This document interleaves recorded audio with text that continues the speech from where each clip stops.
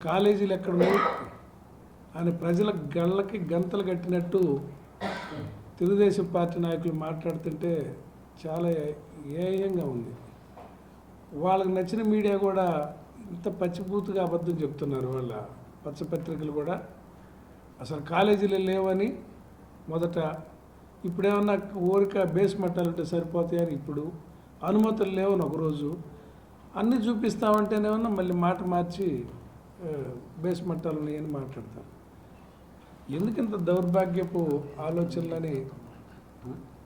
జాతి కోసం, ఈ రాష్ట్రంలో మీకు ఓట్లేసిన ప్రజల కోసం కొంచెమన్నా నిజం మాట్లాడటం నేర్చుకోవాలని కూటమి నాయకుల్ని హితవు చెప్తా ఉన్నాం.